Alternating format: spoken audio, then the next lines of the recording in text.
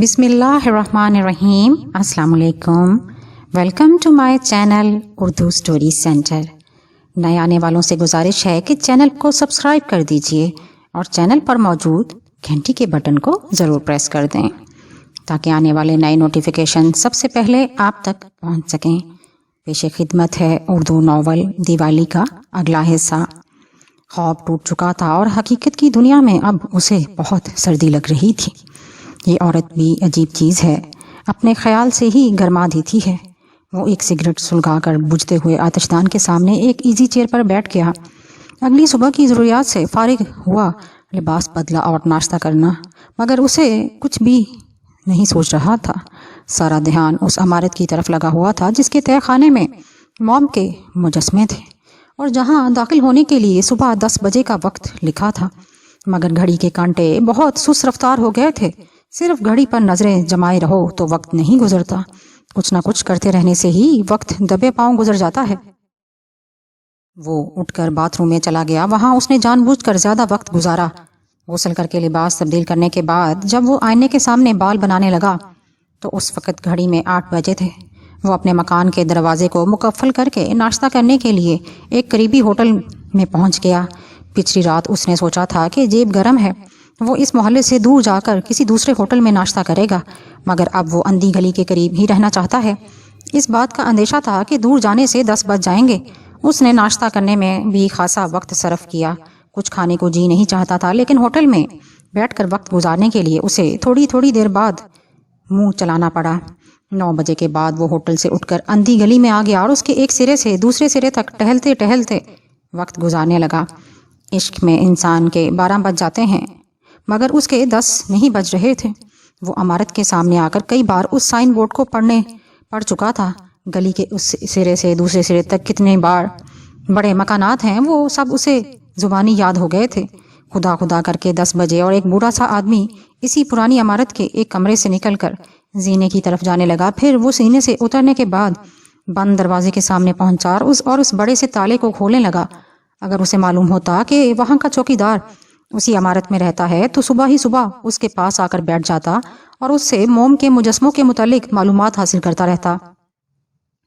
مگر یوں معلوم ہوتا تھا کہ وہاں کے رہنے والوں کو ان مجسموں سے کوئی خاص دلچسپی نہیں تھی، کیونکہ وہاں اس کے علاوہ کوئی دوسرا تماشا ہی نہیں تھا. جب وہ زینہ اترنے لگا تو بوڑھے نے خوشامدانہ انداز میں کہا، آئیے صاحب، موم کے مجسمے دیکھیے. ایسے حیرت انگیز مجسمے آپ نے کبھی پہلے نہیں دیکھے ہوں گے. جب وہ اتنے حیرت انگیز ہیں تو یہاں اتنا سناٹا کیوں چھایا ہوا ہے؟ صاحب، اس شہر والوں کے لیے یہ مجسمے اب پرانے ہو چکے. باہر سے آنے والے انہیں دلچسپی سے دیکھتے ہیں، مگر اس سردی اور برف باری میں بہت کم لوگ آئے. 1 ہفتے کے بعد آپ پہلے گاہک ہیں، آئیے تشریف لائیے. وہ اس کے ساتھ عمارت کے تہہ خانے میں آ گیا. ایک تنگ راہداری میں بہت روشنی تھی. جب وہ راہداری سے گزر کر بوڑھے کی رہنمائی میں ایک بڑے سے دروازے کو کھول کر اندر پہنچا تو اس ہال میں تقریباً اندھیرا تھا.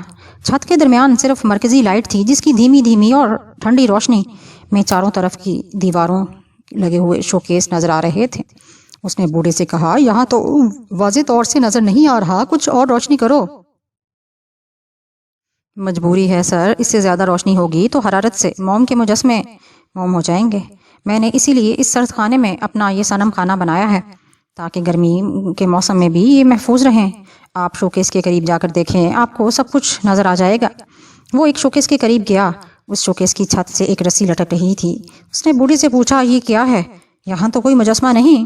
بوڑھے نے جواب دیا، اس رسی کے قریب بنگال کا ایک جادوگر تھا. نور الدین کے زمانے میں وہ اپنے جادو کے کمالات دکھانے کے لیے شاہی محل میں آیا. اس نے ایک بڑی سی رسی لے کر جہانگیر سے کہا، میں اس رسی کا ایک سرا آسمان کی طرف پھینکوں گا، پھر اس پر چڑھتا ہوا آسمان تک چلا جاؤں گا. اس نے رسی کو آسمان کی طرف اچھالا. وہ تیر کی طرح دور بلندی تک چلی گئی. بلندی تک اس کا اوپری سرا نظروں سے اوجھل ہو گیا. پھر وہ جادوگر اس رسی پر چڑھ کر اوپر کی طرف گیا، مگر پھر وہ بھی نظروں سے اوجھل ہو گیا. یہ اسی جادوگر کی رسی ہے. مگر وہ جادوگر کہاں گیا؟ وہ ابھی آسمان سے واپس نہیں آیا. رامش نے جھنجھلا کر کہا، یہ کیا مذاق ہے؟ میں یہاں مجسمے دیکھنے آیا ہوں. بوڑھے نے تسلی دیتے ہوئے کہا مجسمے بھی نظر آئیں گے، پہلے آپ اس رسی کو دیکھیں، یہ فن کا بہترین نمونہ ہے، یہ موم سے بنائی گئی ہے، مگر اسے دیکھ کر حقیقت کا گمان ہوتا ہے، واقعی اسے دیکھ کر یہی گمان ہوتا ہے کہ وہاں سچ مچ ایک رسی لٹک رہی ہے، اس کے رنگ میں اور اس میں بڑے ایک بل میں ایسی فنکاری تھی کہ بے اختیار داد دینے کو جی چاہتا تھا۔ پھر وہ آگے دوسرے شوکیس کی طرف بڑھ گیا۔ دوسرے شوکیس میں شاہی دربار لگا ہوا تھا۔ بوڑھے چوکیدار نے بتایا یہ شہنشاہ جہانگیر ہے اور یہ کھلے میدان میں دربار لگا کر جادوگرے کے تماشے دیکھ رہا ہے۔ اس کے سامنے ایک ہندو عورت ہاتھ جوڑے کھڑی ہے۔ رامش نے اس ہندو عورت کو غور سے دیکھا کہ شاید اس میں اسے اپنی خیالی محبوبہ کی جھلک نظر آ جائے، وہ چوری سے آنے اور جانے والی، جس کے متعلق وہ کچھ بھی نہیں جانتا تھا کہ وہ جوان ہے یا بوڑھی ہے، قابل نفرت ہے یا محبت کرنے کے قابل۔ وہ پورے اسرار ہستی جو کچھ بھی تھی وہ اس کے ذہن کے کسی گوشے میں محبوبہ بن کر سما گئی تھی۔ شہنشاہ جہانگیر کے سامنے کھڑی ہوئی عورت جوان تھی مگر نوجوان نہیں تھی۔ رامش کو یوں لگ رہا تھا جیسے وہ شہنشاہ کے دربار میں پہنچ گیا ہو۔ وہ مجسمے ایسی فنکارانہ انگلیوں سے مکمل کیے گئے تھے کہ بالکل زندہ انسانوں جیسے لگ رہے تھے۔ ایسا معلوم ہوتا تھا کہ اب تب میں بولنے لگیں گے۔ رامش نے متاثر ہو کر پوچھا یہ کس فنکار کی تخلیقات ہیں؟ بوڑھے نے اپنے دونوں ہاتھ آگے بڑھاتے ہوئے کہا یہ تمام مجسمے اسی ناچیز کے ہاتھوں نے بنائے ہیں۔ رامش اسے حیرانی سے دیکھنے لگا۔ وہ اسے ایک معمولی چوکیدار سمجھ رہا تھا۔ اس نے اپنی داڑھی کھجاتے ہوئے مسکرا کر کہا جناب میں صورت سے فنکار نظر نہیں آتا، مگر میں جتنا بوڑھا اور بدصورت ہوں اتنے ہی خوبصورت مجسمے بناتا ہوں۔ تم نے یہ فن کہاں سے سیکھا؟ اپنے باپ دادا سے۔ میرے دادا موم کے گڈے گڑیاں بناتے تھے، میرے باپ نے اس فن کو ترقی دی، وہ موم کے بڑے بڑے مجسمے بنانے لگے۔ صورت گری کے اس پیشے میں نے اپنے باپ دادا سے زیادہ کمال حاصل کیا۔ میں اپنی زبان سے اپنی ہی تعریف کیا کروں؟ میرے بنائے ہوئے مجسمے آپ خود ہی دیکھ رہے ہیں۔ اس فن کے ذریعے تو تمہیں بہت دولت مند بن جانا چاہیے تھا۔ میرے پاس بہت دولت تھی، میں ملک سے باہر جا کر اپنے فن کے کمالات کیا کرتا تھا اور ہزاروں ڈالر کی صورت میں معاوضہ وصول کرتا تھا۔ میری بیٹی اور ایک بیٹا لندن میں اعلیٰ تعلیم حاصل کر رہے تھے، مگر وہ ایک حادثے کا شکار ہو گئے۔ میری ہونے والی بیوی بھی پہلے ہی مر چکی تھی۔ میرا دل ٹوٹ گیا۔ میں نے یہاں آ کر سکونت اختیار کر لی۔ اس دور افتادہ علاقے میں تنہا رہتا ہوں اور کبھی کبھی ایسے مجسمے بنا کر اپنی زندگی کے بقیہ دن گزار رہا ہوں۔ تم بہت بڑے فنکار ہو، تمہیں گوشہ تنہائی میں رہ کر اس فن کو محدود نہیں کرنا چاہیے۔ دوسرے ملکوں سے بڑے بڑے فنکار یہاں آتے ہیں، وہ مجھ سے یہی فن سیکھتے ہیں۔ آپ اپنے فن کو محدود نہ کرو۔ میں ان سے کہتا ہوں کہ یہاں آؤ اور مجھ سے یہ فن سیکھو۔ میں اس فن کو اپنے سینے میں دفن کر کے اس دنیا سے نہیں لے جانا چاہتا۔ بہت سے فنکار آتے ہیں اور بڑی لگن سے میرے پاس بیٹھ کر ایسے مجسمے بناتے ہیں۔ بابا کیا تم میرا مجسمہ بناؤ گے؟ ہی بوڑھے کی ہنسی کچھ بھیانک سی لگی۔ میں تمہارا مجسمہ کیوں بناؤں، مگر مجھے تمہاری موت کا انتظار کرنا پڑے گا۔ کیا مطلب؟ رامش نے چونک کر پوچھا۔ مطلب یہ کہ جب تم مر جاؤ گے اور جب قبر میں کیڑوں کی خوراک بن جاؤ گے، پھر میں وہاں سے تمہارا ڈھانچہ لا کر اس پر موم کی تہ چڑھاؤں گا اور اس ڈھانچے کے مطابق تمہارے نقوش ابھاروں گا۔ تمہارے ماں باپ تمہیں دوبارہ اس دنیا میں دیکھ کر حیران رہ جائیں گے، مگر افسوس کہ تم اپنے آپ کو نہیں دیکھ سکو گے۔ بوڑھے فنکار نے قبر کے گوشت پوش کے سڑنے کا ذکر کیا تو رامش اندر سے کپ کپا کر رہ گیا۔ اس نے شہنشاہ جہانگیر کے مجسمے کی طرف اشارہ کرتے ہوئے پوچھا، اس شہنشاہ کا ڈھانچہ تم نے کہاں سے حاصل کیا؟ یہ سچ مچ جہانگیر کا ڈھانچہ نہیں، انسانی ڈھانچے حاصل کرنے کے سلسلے میں حکومت میری مدد کرتی ہے۔ لاوارث مردوں کے ڈھانچے مجھے مل جاتے ہیں۔ یہ پتہ کس شخص کا ڈھانچہ ہے؟ میں نے اسے شہنشاہ جہانگیر بنا دیا۔ کیا ناٹک اور کیا کھیل تماشا تھا! لوگ راجا مہاراجوں کے سوانگ نہیں بھرتے، مگر ان میں کچھ ایسے ڈھانچے بھی ہیں جو صدیوں پرانے ہیں، ان کی صرف کھوپڑیاں مل جاتی ہیں تو میں باقی جسم تیار کر لیتا ہوں۔ اب یہ عورت جو شہنشاہ کے سامنے ہاتھ جوڑے کھڑی ہے، یہ ایک جادوگر کی بیوی ہے۔ میں اس کی داستان سناتا ہوں۔ رامش نے اس ہندو عورت کے مجسمے کو دیکھا تو اسے وہ پراسرار ہستی یاد آ گئی۔ وہ اتنی دیر تک بوڑھے کی باتوں میں یہاں آنے کے مقصد کو وقتی طور پر بھول گیا تھا۔ اس نے جلدی سے ہاتھ اٹھا کر کہا، ٹھہرو، میں ابھی یہ داستان نہ سناؤ، میں ابھی جا کر دوسرے مجسمے دیکھنا چاہتا ہوں۔ وہ بوڑھے کا جواب سنے بغیر آگے بڑھ گیا۔ وہ جلد از جلد یہ معلوم کرنا چاہتا تھا کہ وہ موم کے پاؤں لے کر آنے والی اسی تہہ خانے سے آئی تھی یا وہ کوئی اور ہی پراسرار ہستی تھی، مگر وہ کسی مومی چیز کو دیکھ کر یہ کیسے یقین سے کہہ سکتا تھا کہ وہ اس کے کمرے کے فرش پر نقش پا چھوڑ کر یہاں پھر واپس آ گئی تھی، کیونکہ اس نے اس کی صورت نہیں دیکھی تھی۔ اس کے سراپے کا ایک مبہم سا خاکہ بھی اس کی آنکھوں کے سامنے نہیں آیا تھا۔ وہ خود نہیں جانتا تھا کہ جس کی تلاش ہے اسے کیسے پہچان سکے گا۔ وہ ایک شوکیس سے دوسرے شوکیس کی طرف بھٹکتا رہا۔ ہر جگہ تاریخی نوعیت کے مجسمے تھے۔ ہر شوکیس میں وہ مجسمے کوئی خاص تاریخی واقعہ ایک ڈرامے کی صورت میں پیش کرتے تھے۔ ان میں مرد بھی تھے، بچے بھی تھے، عورتیں بھی تھیں اور نوعمر دوشیزائیں بھی تھیں، جن کے حسن و شباب کی رعنائیوں کو آنکھیں دیکھتی رہ جاتی تھیں۔ اس کے باوجود وہ دوشیزائیں رامش کے تخیل کی پرواز تک نہیں پہنچ رہی تھیں۔ پورے ہال کا چکر لگانے کے بعد اس نے بوڑھے فنکار سے مایوس ہو کر پوچھا، بس یہی مجسمے ہیں یا کوئی اور مجسمہ بھی دیکھنے کے لیے رہ گیا ہے؟ بوڑھے نے ایک دروازے کی طرف بڑھتے ہوئے کہا، میرے ساتھ آؤ، اس دروازے کے پیچھے ایک کمرہ ہے۔ یہ کہہ کر اس نے دروازے کو کھول دیا۔ اس دوسرے کمرے میں بھی ملگجی سی روشنی تھی۔ رامش کمرے میں آ کر ایک شوکیس کے پاس کھڑا ہو گیا۔ اس شوکیس میں دو حسین عورتیں ایک دوسرے کے مقابل کھڑی ہوئی تھیں۔ دونوں ہی بلا کی حسین تھیں۔ ایک عورت ہاتھ میں کٹار پکڑے اور دوسری اچانک اس پر حملہ کرنے ہی والی تھی۔ دوسری عورت نہتی تھی۔ سہمے ہوئے انداز میں اس نے اپنے دونوں ہاتھ آگے بڑھائے، اس خنجر کے وار کو شاید اپنے خالی ہاتھوں سے روکنا چاہتی تھی۔ ان دونوں کے ایکشن سے ان کی نفرت، ان کی عداوت سے بچنے کا اظہار ہوتا تھا۔ وہاں جو کچھ بھی ہو رہا تھا، رامش اس کی طرف توجہ نہیں دے پا رہا تھا۔ اس کی نگاہیں اس دوسری عورت پر جم کر رہ گئیں، جو خالی ہاتھوں سے اپنے بچاؤ کے لیے بہت پریشان نظر آ رہی تھی۔ وہ بے اختیار آگے بڑھ گیا، مگر شیشے کی دیوار سے ٹکرا گیا۔ دونوں شیشے کے شوکیس میں کھڑی ہوئی تھیں۔ وہ چند ساعتوں کے لیے بھول گیا تھا کہ وہ موم کے مجسمے دیکھ رہا ہے۔ کٹار کا حملہ ہوتے ہی اس کے جی میں آیا تھا کہ وہ اس بستی کی اس عورت کے سامنے سینہ سپر ہو جائے اور دشمن عورت کے خنجر کو اپنے سینے میں روک لے، اس کے لیے جان پر کھیل جائے۔ اسی لیے وہ بے اختیار آگے بڑھ کر شیشے کی دیوار سے ٹکرا گیا تھا۔ وہ نہتی حسینہ ایسی تھی کہ اس کے لیے جان کی بازی لگائی جا سکتی تھی۔ وہ سہمی ہوئی اور بہت ہی پیاری لگ رہی تھی۔ بھرے بھرے بدن کے کسی بھی حصے میں کٹار کی ایک ہلکی سی خراش بھی آ جاتی تو رامش کا دل کٹ کر رہ جاتا۔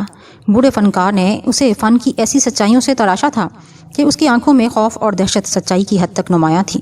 اس کے سینے کے اندر دل دھڑکتا ہوا محسوس ہوتا تھا۔ خود کو بچانے کا انداز ایسا تھا جیسے وہ کسی کو مدد کے لیے پکار رہی ہو۔ مجھے بچاؤ میرے محبوب، تم کہاں ہو؟ تم نے مجھے کیوں بھلا دیا؟ جب تک تم مجھے پہچانو گے، جب تک تم میری حفاظت کے لیے یہاں آؤ گے، اس وقت تک اس ظالم عورت کی کٹار میرے دل کی ان دھڑکنوں کو خاموش کر چکی ہوگی جنہیں تم میرے سینے پر رکھ کر سنا کرتے تھے۔ کچھ دیر تک رامش اسی فریب میں مبتلا رہا کہ کٹار چلنے والی ہے اور اس کی محبوبہ مرنے والی ہے۔ پھر شیشے کی دیوار سے ٹکرا کر ہوش میں آ گیا کہ وہ ایک بوڑھے فنکار کا شہکار مجسمہ دیکھ رہا ہے۔ وہ ہوش میں آ کر بھی ہوش میں نہیں تھا، اب اس حسینہ کے سہمے ہوئے حسن کی طرف کھینچا جا رہا تھا۔ اگر گداز کا مطلب پگھلانا ہوتا ہے تو اس کے بھرے بھرے گداز بدن کے نشیب و فراز اس کی سوچ کو پگھلا رہے تھے۔ وہ آگے بڑھ کر دوسرے مجسمے کو دیکھنا بھول گیا۔ بوڑھے موم تراش کی آواز نے اسے چونکا دیا، آگے بڑھو، دوسرے شہکار مجسمے کو بھی دیکھو۔ مگر ایسے دمکتے ہوئے حسن اور دہکتے ہوئے شباب کے بعد اس کی آنکھیں اور کوئی نظارہ دیکھنا نہیں چاہتی تھیں۔ اس نے حسینہ کو دیکھتے ہوئے خوابیدہ لہجے میں کہا، یہ کون ہے؟ یہ روپ کمل کون ہے؟ اور یہ جو کٹار کے لیے کھڑی ہے وہ روپ کمل کی بڑی بہن سون کماری ہے۔ یہ روپ کمل کو کیوں مارنا چاہتی ہے؟ بڑی بہن ہو کر چھوٹی بہن کی جان کی دشمن کیوں بن رہی ہے؟ محبت میں ایسا ہی ہوتا ہے، اپنے محبوب کو پانے کے لیے ایک بہن دوسری بہن کی دشمن بن رہی ہے۔ وہ محبوب کس عورت کا ہے؟ دونوں ہی بہنیں اسے چاہتی ہیں۔ یہ ایک عام سی کہانی نہیں، ایک بہت ہی خوبرو نوجوان ہوتا ہے اور دو بہنیں بیک وقت اس خوبرو نوجوان پر عاشق ہو جاتی ہیں۔ نہیں، ان کا قصہ عجیب ہے۔ پہلے دونوں بہنوں کے دو الگ الگ محبوب تھے، پھر دونوں محبوب ایک ہی روپ، ایک ہی ہستی میں ڈھل گئے۔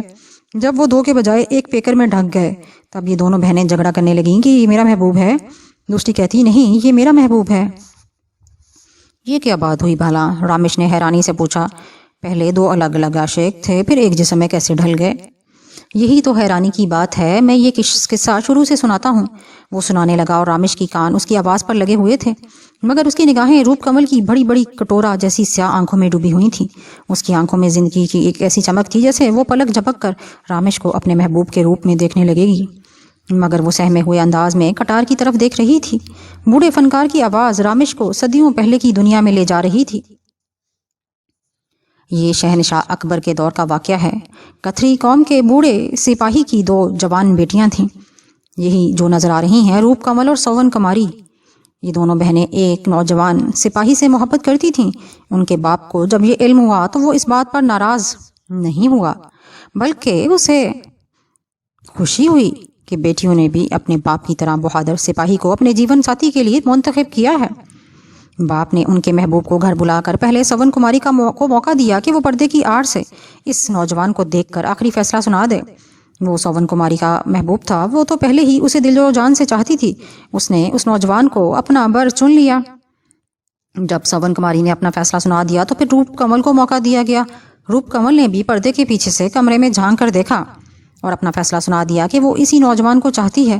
سپاہی باپ نے اپنی بیٹیوں کی پسند کی لاج رکھتے ہوئے دونوں کو بیاہ کر اپنے گھر سے رخصت کر دیا۔ وہ ایک ہی گھر میں 2 بھائیوں سے بیاہ کر گئیں۔ سہاگ رات کو جب ان کے پریمی نے یا ان کے پتی نے گھونگھٹ اٹھا کر انہیں دیکھا تو ان کی سہاگنوں نے بھی شرماتے لے جاتے ہوئے اپنے اپنے پریمی کو دیکھ کر اپنی گنواری خوشیوں کو ان کی آغوش میں دے دیا۔ دوسرے دن روپ کمل کا پتی گھر سے نکل رہا تھا۔ روپ کمل اسے دروازے تک چھوڑنے آئی تھی۔ سون کماری پوجا کے لیے باہر سے پھول چن کر لا رہی تھی۔ وہ دونوں پتی پتنی کو دیکھ کر ٹھٹک گئی۔ روپ کمل اپنے پتی کا ہاتھ تھام کر اسے رخصت کرنا چاہتی تھی۔ اسی وقت سون کماری نے قریب آ کر اس کے ہاتھ کو جھٹک دیا، پھر غصے سے چیختے ہوئے بولی، روپ، یہ کیا بے شرمی ہے، تم میرے پتی کا ہاتھ کیوں پکڑے ہوئے ہو؟ روپ کمل نے حیرانی سے کہا، دیدی تمہیں کیا ہو گیا ہے؟ یہ میرے پتی ہیں، انہیں اپنا پتی کہنا کیسی بے شرمی کی بات ہے؟ سون کماری نے غصے میں پاؤں پٹک کر کہا، یہ میرے پتی ہیں اور ان کا نام موہن راج ہے۔ یہ کہہ کر اس نے اپنے پتی موہن راج کی طرف دیکھا تو وہ مسکرا کر پھر اس کی چھوٹی بہن روپ کمل کا ہاتھ تھام رہا تھا۔ اس نے بددستور مسکراتے ہوئے کہا، میرا نام موہن راج نہیں تلک راج ہے اور روپ میری پتنی ہے۔ اتنے میں ان دونوں کے ساس سسر آ گئے۔ ساس نے بات کی تہہ تک پہنچنے کے بعد کہا، سون کماری، میرے دونوں بیٹے ہم شکل ہیں، میں نے دونوں کو جنم دیا ہے، مگر میں بھی دھوکہ کھا جاتی ہوں۔ جب تک یہ اپنا نام نہیں بتاتے ان کی پہچان بھی میں نہیں کر سکتی۔ تمہارا پتی موہن راج تمہارے کمرے میں موجود ہے، جاؤ تم جا کر دیکھ سکتی ہو۔ روپ کمل تعجب سے اپنے پتی کو دیکھنے لگی۔ سون جلدی سے چلتی ہوئی مکان کے اندر آئی، پھر اپنے کمرے میں پہنچ کر دیکھا تو اس کا پتی موجود تھا۔ دونوں بھائی واقعی ایسے ہم شکل تھے کہ دونوں سے نام پوچھے بغیر انہیں اپنے اپنے پتی کے طور پر پہچانا بہت مشکل تھا۔ سون کماری نے باہر روپ کے پتی کو دیکھا تو وہ اسے اپنا موہن راج نظر آیا۔ اب کمرے میں آ کر دیکھا تو اس پر تلک راج کا شبہ ہو گیا۔ دونوں ہی بہنیں چکرا کر رہ گئیں۔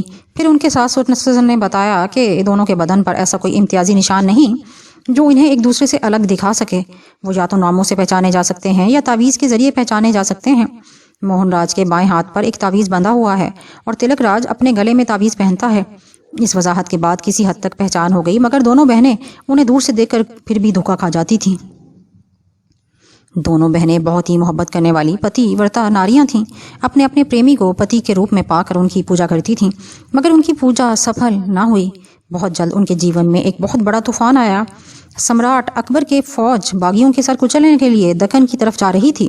دونوں بھائی اس فوج کے سپاہی تھے، لہٰذا وہ بھی تیر اور تلوار سے لیس ہو کر اپنی پتنیوں سے دور چلے گئے۔ مہینے 2 مہینے میں ہر کارا ان کی چھٹیاں لے کر آتا رہا۔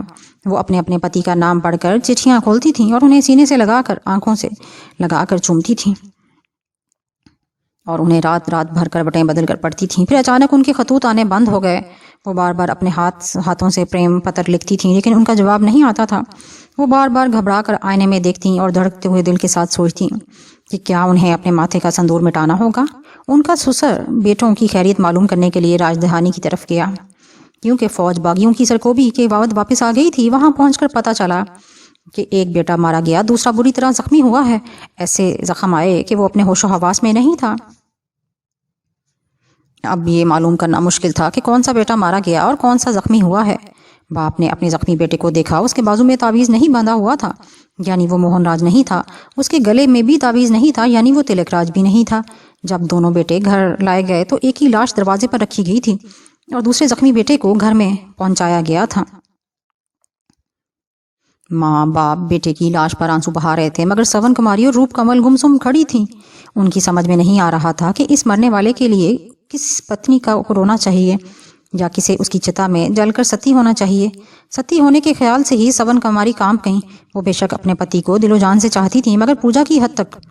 پیار کرنے کا مطلب یہ تو نہیں ہوتا کہ بھگوان کے دیے ہوئے جیون کو چاہنے والے پتی کے ساتھ جلا کر راکھ کر دیا جائے۔ پتی مر جاتا ہے، محبت تو نہیں مرتی۔ سون کماری محبت کی آگ میں جلنا چاہتی تھی، چتا کی آگ میں نہیں۔ روپ کمل کچھ زیادہ ہی جذباتی تھی۔ وہ سوچ رہی تھی کہ دروازے کے باہر اگر اس کے پتی یا پریمی کی لاش رکھی گئی ہے تو وہ بڑی خوشی سے ستی ہو جائے گی، لیکن پہلے اس بات کا یقین کرنا ضروری تھا کہ وہ اس کے اپنے پتی کی لاش ہے۔ وہ دونوں اس بات کا یقین کرنے کے لیے بار بار اس زخمی سپاہی کے پاس جا رہی تھیں۔ وہ ایک بستر پر پڑا خالی خالی نگاہوں سے ادھر ادھر دیدے گھما رہا تھا۔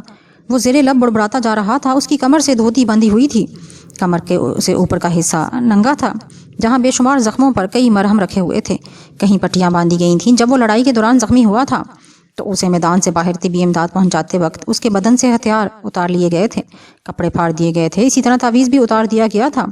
صرف اس کے سینے کا کچھ حصہ زخمی ہونے سے بچ گیا تھا، مگر سینے کے دائیں طرف ایک بہت ہی پرانے اور ہلکے سے زخم کا نشان نظر آ رہا تھا۔ یہ نشان کبھی اس کے ماں باپ نے شناخت کے طور پر نہیں دیکھا، مگر سون کماری نے کہا، یہ میرے پتی ہیں، میں سینے کے اس نشان کو اچھی طرح پہچانتی ہوں۔ روپ کمل بھی وہاں کھڑی تھی۔ اس نے چونک کر کہا، دیدی یہ تم کیا کہہ رہی ہو؟ یہ نشان تو میرے پتی کے سینے پر تھا، بلکہ ہے۔ تم جھوٹ کہتی ہو، سون کماری نے غصے سے چیخ کر کہا۔ تمہیں شرم نہیں آتی میرے پتی کو اپنا پتی کہتے ہوئے؟ شرم تمہیں آنی چاہیے، میں تمہیں خوب سمجھتی ہوں۔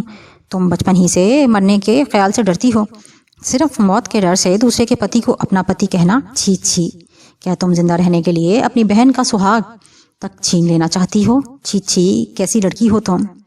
دونوں بہنوں کو لڑتا جھگڑتا دیکھ کر دونوں ساس سسر اپنا رونا پیٹنا بھول گئے۔ اب انہیں اس مسئلے کی اہمیت کا احساس ہوا کہ جو بیٹا مر چکا ہے اس کی لاش کے ساتھ کون سی بہو کو ستی ہونے پر آمادہ کیا جائے۔ دونوں بہویں آمادہ نہیں ہو رہی تھیں۔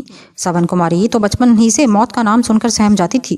روپ کمل کا دعویٰ تھا کہ سینے پر ایک پرانے زخم کا نشان رکھنے والا اس کا پتی زندہ ہے، وہ اپنی بڑی بہن کے پتی کے ساتھ ستی نہیں ہوگی۔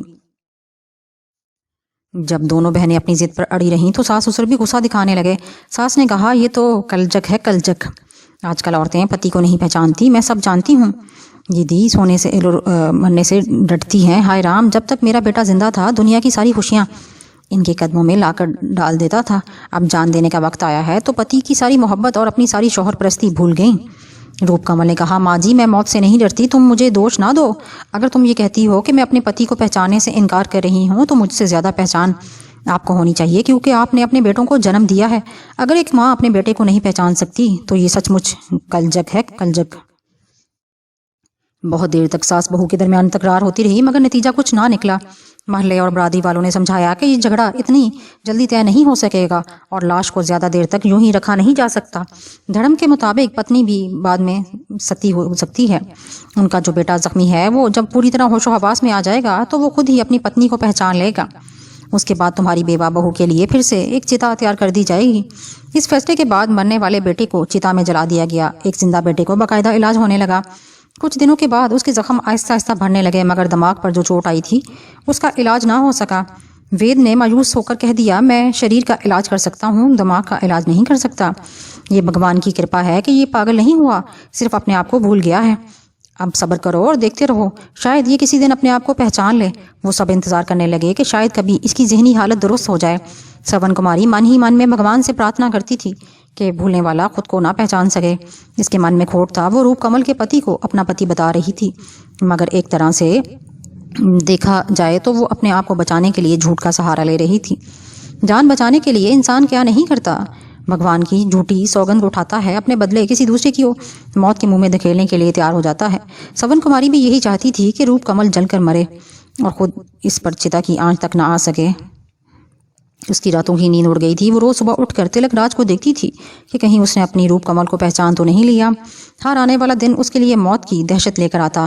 اس وجہ سے وہ بہت زیادہ چڑچڑی ہو گئی تھی۔ پھر ایک دن اس کی ساس سسر نے فیصلہ کیا کہ وہ اپنے بیمار بیٹے کو لے کر تیرتھ یاترا کے لیے بنارس جائیں گے، وہاں شیو جی کے مندر میں سونے کا کلش چڑھائیں گے اور اپنے بیٹے کی یادداشت کی بحالی کے لیے پرارتھنا کریں گے۔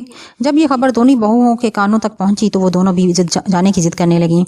دونوں کا دعویٰ تھا کہ وہ اپنے پتی سے دور نہیں رہ سکتی۔ گھر کی چار دیواری میں بھی وہ تلک راج کے قریب ہی رہنے کے لیے لڑتی جھگڑتی رہتی تھیں۔ ان کے لڑائی جھگڑے کو ختم کرنے کے لیے انہیں ایک بڑا کمرہ دے دیا گیا تھا۔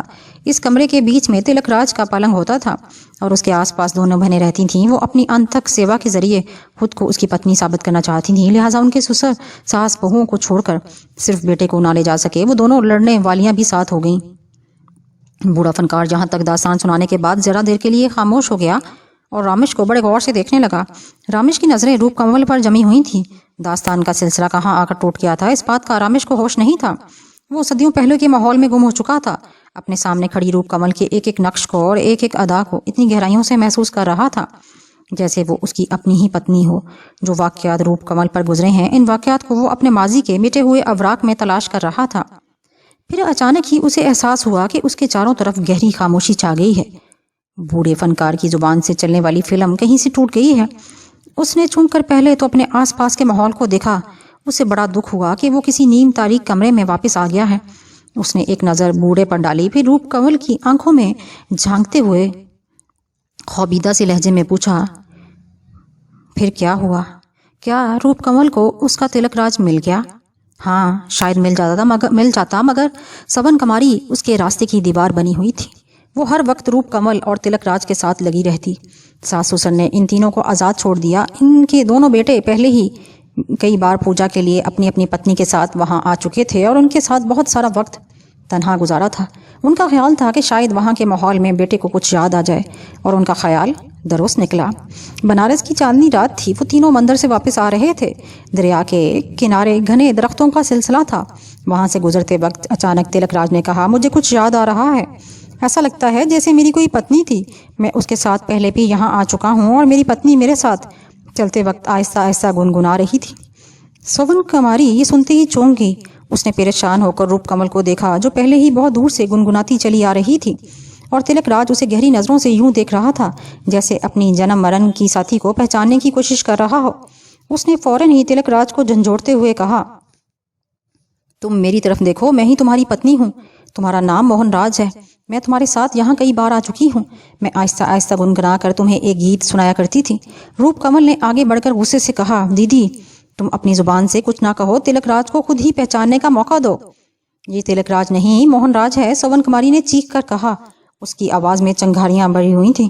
آہستہ آہستہ اس کا سارا وجود سلگ اٹھا تھا۔ روپ کمل کا یقین بڑی اہمیت کا حامل تھا۔ اس نے کہا، یہ جو کوئی بھی ہے، ابھی سچائی سامنے آ جائے گی۔ بھگوان کے لیے اپنی زبان بند رکھو، نہیں تو ان کا دماغ پھر الٹ جائے گا۔ اس کی بات ختم ہوتے ہی تلک راج نے اس کی طرف انگلی اٹھا کر کہا، میں تمہیں پہچان رہا ہوں، تمہارا نام روپ کمل ہے۔ تلک راج کی بات پوری نہ ہو سکی۔ اچانک ہی سون کماری نے اپنے گھاگرے میں سے ایک خنجر نکالا اور چیخ کر بولی، میرا نام یاد کرو، میں تمہاری پتنی ہوں۔ تم میرے پتی بن کر زندہ رہو گے یا مر جاؤ گے، میں اکیلی چتا میں نہیں جلوں گی۔ ایک چتا تمہاری روپ کمل کے لیے بھی جلائی جائے گی۔ روپ کمل نے ایک ساتھ میں اپنے تلک راج کی کمزوریوں کو بھانپ لیا۔ وہ میدان جنگ سے بالکل ہی ٹوٹ پھوٹ کر آیا تھا۔ علاج سے زخم بھر گئے تھے مگر جسمانی کمزوری ابھی باقی تھی۔ وہ خنجر کو خالی ہاتھوں سے نہیں روک سکا تھا۔ روپ کمل نے فوراً ہی آگے بڑھ کر کہا، ٹھہرو دیدی، انہیں نہ مارو، میں اپنے پتی کا جیون چاہتی ہوں۔ میں تمہاری جگہ چتا میں جل کر مر جاؤں گی، تم میرے پتی کو زندہ رکھنا۔ تلک راج نے غصے سے کانپتے ہوئے کہا، یہ کیا کہہ رہی ہو روپ کمل؟ تم اپنی جان پر کھیل جاؤ اور میں زندہ رہوں، یہ کبھی نہیں ہو سکتا۔ مجھے اپنا وچن یاد آ گیا ہے، ہم جئیں گے ایک ساتھ، مریں گے ایک ساتھ۔ سون کماری نے دانت پیستے ہوئے کہا، میں تم دونوں کی پریم بھکتی کو اچھی طرح سمجھتی ہوں۔ اگر تم دونوں زندہ رہو گے تو مجھے اکیلے ہی مرنا ہوگا، میں تم دونوں کے ساتھ مروں گی۔ یہ کہہ کر اس نے روپ کمل پر حملہ کیا کیونکہ وہ آگے کھڑی ہوئی تھی، لیکن تلک راج بڑی پھرتی سے اپنی پتنی کے سامنے سینہ سپر ہو گیا۔ وہ خنجر دستے تلک راج کے سینے میں پیوست ہو گیا۔ وہ ایک کرہ کے ساتھ زمین پر گرنے لگا۔ روپ کمل اسے سہارا دیتی ہوئی زمین پر بیٹھ گئی اور اس کا سر اپنے زانوں پر رکھ لیا۔ بوڑھے فنکار کی آواز چپ لگ گئی۔ رامش کچھ دیر تک چشم تصور میں وہ منظر دیکھتا رہا کہ کس طرح تلک راج اپنی پتنی کے آغوش میں دم توڑ رہا ہوگا۔ پھر اس نے چونک کر دیکھا تو سامنے شیشے کی دیوار کے پیچھے صرف سون کماری اور روپ کمل کھڑی ہوئی تھیں۔ وہاں تلک راج کو بھی ہونا چاہیے تھا مگر وہ نہیں تھا۔ اس نے پریشان ہو کر بوڑھے فنکار کی طرف دیکھتے ہوئے پوچھا، یہاں تلک راج تو نہیں ہے؟ ہاں، وہ نہیں ہے۔ یہ منظر جو تمہارے سامنے ہے یہ ابھی مکمل نہیں ہے۔ میں نے اسے مکمل کرنے کے لیے ایک بہت ہی پرانا ڈھانچہ حاصل کیا ہے، پھر ابھی اس پر میں نے موم کی کچھ تہیں لگائی ہیں۔ اسے خیالی تلک راج کی صورت میں تراشا تھا، پھر اسے دونوں بہنوں کے درمیان میں اسی انداز میں لا کھڑا کیا تھا کہ کسی طور سے یہ منظر مکمل ہو گیا، یعنی تلک راج کے سینے سے لگ رہا تھا اور سون کماری کا خنجر خون آلود نظر آ رہا تھا۔ اس خیالی تلک راج کی موت کے بعد یہ داستان مکمل ہو جاتی تھی، لیکن اس کے بعد جو کچھ ہوا وہ میں تمہیں بتاؤں تو تم شاید میری بات کا یقین نہیں کرو گے۔ رامش کا تجسس اور بڑھ گیا۔ اس نے کہا، میں نے تمہاری داستان کے ہر لفظ پر یقین کیا ہے، ہم میں کوئی بھی تاریخی حقائق سے انکار نہیں کر سکتا۔ یہ تاریخی نہیں، موجودہ دور کی حقیقت ہے۔ جس دن میں نے اس خیالی تلک راج کو دونوں بہنوں کے درمیان دم توڑتا دکھایا، اس روز یہاں آنے والے فنکاروں اور تماشائیوں نے اس مکمل منظر کی خوب دل کھول کر داد دی۔ وہ ایک فنکار کا سب سے بڑا انعام یہی ہے کہ اس کو کہیں سے چند تعریفی الفاظ مل جائیں۔ مجھے میرا انعام مل گیا تھا، لیکن دوسری صبح جب میں نے یہ کمرہ کھول کر اس کو شوکیس کو دیکھا، یہاں تلک راج کا مجسمہ نہیں تھا۔ میں حیران ہو کر چاروں طرف دیکھنے لگا۔ میری سمجھ میں نہیں آ رہا تھا کہ وہ مجسمہ شوکیس سے نکل کر کہاں جا سکتا ہے۔ تم نے باہر دروازے پر دیکھا کہ کتنا بڑا تالا لگا ہوا ہے۔ وہ تالا نہیں توڑا گیا تھا۔ اگر میں فرض کر لیتا کہ کوئی چور یہاں کسی طرح آیا تھا تو وہ صرف تلک راج کا ہی مجسمہ تھا۔ اٹھا کر کیوں لے گیا؟ یہاں تو اس سے بھی زیادہ مجسمے رکھے ہوئے ہیں، صرف ایک ہی مجسمہ کیوں چرایا گیا آخر؟ وہ سوالیہ نظروں سے رامش کو دیکھنے لگا۔ رامش کی نظروں میں بھی سوال تھا۔ اس نے بے چینی سے پوچھا، یہ کیسے ممکن ہے کہ ایک بے جان مجسمہ اس شوکیس سے نکل کر کہیں جا سکتا ہے؟ مجھے تو یقین نہیں آتا۔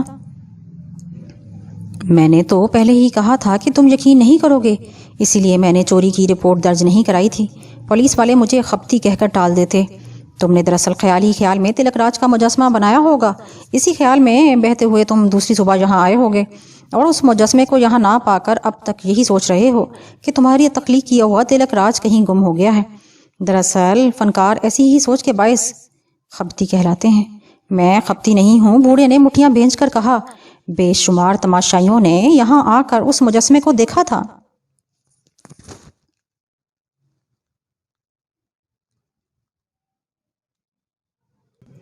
تو کیا تم ان تماشائیوں کو بھی خپتی کہو گے؟ رامش سوچ میں پڑ گیا۔ وہ کسی طرح بوڑھے فنکار کو جھٹلانا چاہتا تھا، پھر اس کے ساتھ بھی کچھ اسی قسم کا واقعہ پیش آیا۔ وہ موم کے پاؤں والی اس کے ساتھ کمرے سے نکل کر اس تہہ خانے کی سیڑھیوں سے آئی۔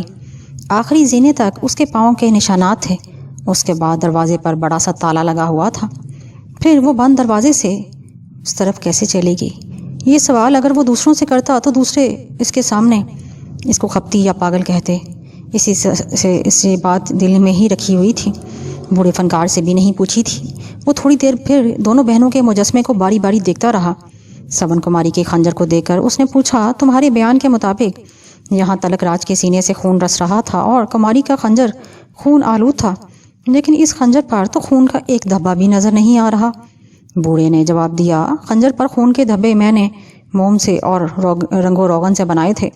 جب تلک راج کا مجسمہ غائب ہو گیا تو خون آلود خنجر بے معنی نظر آنے لگا، اسی لیے میں نے دوبارہ خنجر خون کے دھبوں سے پاک رکھ کر بنایا۔ جب تک تلک راج نہیں آئے گا تب تک یہ خنجر اس کے لہو میں نہیں ڈوبے گا۔ اس وقت تک یہ خون آلود کیسے نظر آئے گا؟ تمہارا کیا خیال ہے تلک راج کا مجسمہ کس طرح غائب ہوا ہوگا؟ وہ تلک راج کا مجسمہ نہیں تھا، میرا مطلب ہے وہ اصل تلک راج نہیں تھا، اسی لیے دونوں بہنوں میں سے کسی نے اسے قبول نہیں کیا اور اسے اس شو کو اس کیس سے بھگا دیا۔ رامش نے اسے حیرانی سے دیکھتے ہوئے پوچھا، کیا تمہارا دماغ تو نہیں چل گیا؟ کیسی باتیں کر رہے ہو؟ یہ دونوں بہنوں کے مجسمے موم سے بنے ہوئے ہیں۔ کیا تم یہ کہنا چاہ رہے ہو کہ یہ دونوں زندہ ہو گئی تھیں اور تلک راج کی جگہ کسی اجنبی کو دیکھ کر اسے یہاں سے بھگا دیا تھا؟ میں یہی سمجھتا ہوں، تم مجھے ہوش مند سمجھو یا پاگل کہو، مگر میرے اس عجائب گھر میں کچھ گڑبڑ ہوتی رہتی ہے۔ اس چھت کے اوپر ہی میرا کمرہ ہے۔ میں نے اکثر اپنے فرش کو کان لگا کر سنا ہے، اس فرش کے نیچے یعنی اس کمرے میں کسی کے چلنے پھرنے اور گنگنانے کی آواز آتی ہے۔ یوں لگتا ہے جیسے روپ کمل اپنے پریمی اور پتی کو گیتوں بھری آوازیں میں صدائیں دے رہی ہو۔ ایسی مدھر آواز ہوتی ہے کہ میں سنتے سنتے فرش پر ہی سو جاتا ہوں۔ کئی بار ارادہ کیا کہ میں یہاں آ کر دیکھوں، لیکن پتہ نہیں اس کی آواز میں کیا سحر ہوتا ہے کہ میں سو جاتا ہوں۔ رامش اس بار اس کی بات کو جھٹلا نہ سکا۔ یہ سن کر بوڑھا فنکار کسی کو یہاں چلتے پھرتے محسوس کرتا ہے، اسے چلنے پھرنے والی مومی پاؤں یاد آ گئے۔ ہر چند کے بوڑھے کی باتیں مضحکہ خیز تھیں، مگر وہ اس کی باتوں کو مذاق میں نہیں اڑا سکتا تھا۔ اس کی نظریں پھر روپ کمل پر مرکوز ہو گئیں۔ اس کا ذہن چیخ چیخ کر اسے پکار رہا تھا، روپ، کیا یہاں رات کی خاموشی میں تم ہی گنگناتی ہو؟ کیا تم ہی میرے کمرے میں آئی تھی؟ اگر ایک بار تم نے اپنی صورت دکھائی ہوتی تو میں تمہیں دیکھتے ہی پہچان لیتا، لیکن میں تم سے کیا کہوں، کیا پوچھوں؟ تم تو موم سے بنائی گئی ہو۔ اس نے مایوس ہو کر سر جھکا لیا، پھر بوڑھے کے ساتھ وہاں سے واپس جانے لگا۔ روپ کمل سہمی ہوئی نظروں سے خنجر کی طرف دیکھ رہی تھی۔ رامش کے پلٹ کر جاتے ہی اس کے دیدے ذرا سے گھوم گئے۔ اس کی آنکھوں سے یوں پتہ چلتا تھا جیسے اپنے پریمی سے ایک بار پھر بچھڑتے وقت اداس ہو رہی ہے۔ اس موم کے طلسم کدے سے واپس آتے ہی رامش پھر حقیقت کی دنیا میں پہنچ گیا۔ اس نے جو دیکھا اور جو سنا وہ سب باتیں اس کے دماغ میں گڈمڈ ہو رہی تھیں۔ اس کا سر بھاری ہو گیا تھا۔ کئی بار اس کے دل میں آیا کہ وہ ایک سگریٹ نکال کر سلگائے، لیکن وہ اس موم کے صنم خانے میں دیا جلا کر سگریٹ نہیں سلگا سکتا تھا۔ وہاں جگہ جگہ دیواروں پر یہ ہدایات لکھی ہوئی تھیں کہ وہاں سگریٹ نوشی سے پرہیز کیا جائے، آگ یا حرارت پیدا کرنے والی کوئی چیز یہاں نہ لائیں۔ لیکن وہ اپنی جیب میں ایک لائٹر اور سگریٹ کا پیکٹ رکھ کر وہاں چلا گیا۔ اس نے جان بوجھ کر یہ حرکت نہیں کی تھی۔ یہ دونوں چیزیں معمول کے مطابق اس کی جیب میں پڑی ہوئی تھیں، کیونکہ شاعرانہ تخیل کی بلندی تک پرواز کرنے کے لیے سگریٹ نوشی لازمی ہوتی ہے۔ بوڑھے فنکار نے بھی اس سے ایسی چیزوں کے بارے میں نہیں پوچھا تھا، کیونکہ وہ تنہا تماشائی تھا۔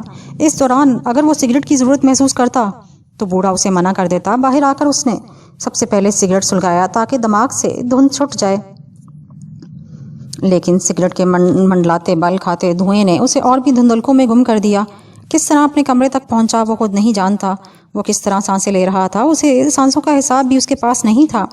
محبت اور لگن اسی کو کہتے ہیں۔ آنکھوں کے سامنے ساری دنیا مر جاتی ہے، صرف ایک محبت کرنے والی مجسم ہو کر سانس لینے لگتی ہے۔ وہ شام تک جنون کی سی حالت میں رہا۔ وہ ٹہلتا ہوا ادھر آتا تو روپ کمل بھی ادھر آ جاتی، ادھر جاتا تو ادھر بھی ہائے رام کہہ کر پہنچ جاتی۔ یہ سب اس کے تخیل کی کار فرمانی تھی یا یہ کیا تھا؟ اسی لیے جب اسے چھونے کے لیے وہ ہاتھ بڑھاتا تو وہ غائب ہو جاتی، اسے چند لمحوں کے لیے حقیقت کی دنیا میں لے آتی کہ وہ جو کچھ دیکھ رہا ہے وہ فریب نظر کے سوا کچھ نہیں ہے۔ عشق میں اگر ایک وقت بھوک نہ لگے تو دوسرے وقت ضرور لگتی ہے۔ روٹی کے بغیر کوئی عاشق زندہ نہیں رہتا۔ اسے یاد آیا کہ وہ صبح سے بھوکا ہے۔ وہ آتش دان میں لکڑیاں سلگانے کے بعد کمرے سے باہر آ گیا۔ دروازے کو تالا لگا کر ایک قریبی ہوٹل کی طرف جاتے وقت اس کے دماغ نے کہا کہ اب اندھیرا ہونے والا ہے، ہو سکتا ہے کہ وہ اندھیرے میں نکلتی ہو، اس لیے پچھلی رات آئی تھی، ہو سکتا ہے آج بھی آئے۔ جب اس کے دوبارہ آنے کی امید بندھی تو وہ ہوٹل کی طرف جاتے جاتے رک گیا۔ اسے یاد آیا کہ وہ موم کی محبوبہ آگ سے دور بھاگتی ہے۔ اس نے اپنے کمرے کے آتش دان کو روشن کر دیا۔ اس نے بہت بڑی حماقت کی تھی، آنے والے کو بے خیالی میں بگانے کا انتظام کر دیا تھا۔ وہ فوراً ہی گھر کی طرف پلٹ گیا۔ صبح سے اس خیالی عورت نے اسے پاگل بنا رکھا تھا۔ وہ کوئی کام حاضر دماغی سے نہیں کر رہا تھا۔ اپنے کمرے میں پہنچ کر وہ غسل خانے سے ایک بالٹی پانی لے کر آیا، پھر آتش دان کی آگ بجھانے لگا۔ محبوبہ کی آمد تھی۔ سردی سے بچنے کے لیے اس کی حرارت ہی کافی تھی۔ آگ بجھانے کے بعد وہ بیٹھ کر سوچنے لگا کہ اسے کھانے کے لیے باہر جانا چاہیے۔ نہیں، اگر وہ جائے گا تو وہ اس کی عدم موجودگی میں آ جائے گی، پھر وہ مایوس ہو کر چلی جائے گی، لہٰذا اسے نہیں جانا چاہیے۔ دراصل محبت میں بھوک تو لگتی ہے مگر کھانے کی فرصت نہیں ملتی، اس لیے محبوب کے انتظار میں بھوکا ہی رہنا پڑتا ہے۔ وہ بھوکا ہی رہ گیا، ایک کمرے میں محدود ہو کر اس کا انتظار کرنے لگا۔ جب رات کا اندھیرا پھیل گیا تو اس نے دروازے کو بند کر دیا، کیونکہ سرد ہوا کے جھونکے آ رہے تھے۔ انتظار کی حرارت کے باوجود ٹھنڈ لگ رہی تھی۔ وہ لحاف اوڑھ کر پلنگ پر لیٹ گیا۔ اس نے دروازے کو اندر سے بند نہیں کیا تھا تاکہ آنے والی کو آسانی رہے۔ پھر اس کے دماغ میں بات آئی کہ وہ دروازے کو دور سے بند دیکھ کر واپس نہ چلی جائے۔ اگر دروازے کو کھلا رہے گا تو وہ دور سے ہی کمرے کے بجھے ہوئے آتش دان کو دیکھ لے گی اور مطمئن ہو کر اندر آئے گی۔ یہ سوچ کر وہ پھر پلنگ سے اٹھ گیا، لحاف کو ایک طرف ہٹا کر دروازے کے پاس آیا اور اس کے دونوں پٹ کھول دیے۔ دروازہ کھلتے ہی سرد ہوا کے جھونکے آنے لگے۔ اس نے بستر پر آ کر دوسرا لحاف بھی اپنے اوپر ڈال لیا۔ کمرے میں اندھیرا تھا، اس نے بلب روشن نہیں کیا تھا، کیونکہ ایک موم کی محبوبہ کے لیے 100 پاور کے بلب کی ضرورت بھی بہت ہوتی ہے، اس لیے وہ اندھیرے میں لحاف سے سر باہر نکالے دیدے پھاڑ پھاڑ کر دروازے کی سمت دیکھ رہا تھا۔ اس طرح گھورتے وقت پھر اس کے دماغ میں بات آئی کہ دروازہ کھلا رکھنے کی کیا ضرورت ہے، وہ تو چٹکنی لگانے کے باوجود اندر چلی آتی ہے۔ ایسی برف باری میں وہ دروازے کو کھلا رکھے گا تو محبوبہ کے آنے سے پہلے ہی سردی، زکام اور بخار میں مبتلا ہو جائے گا۔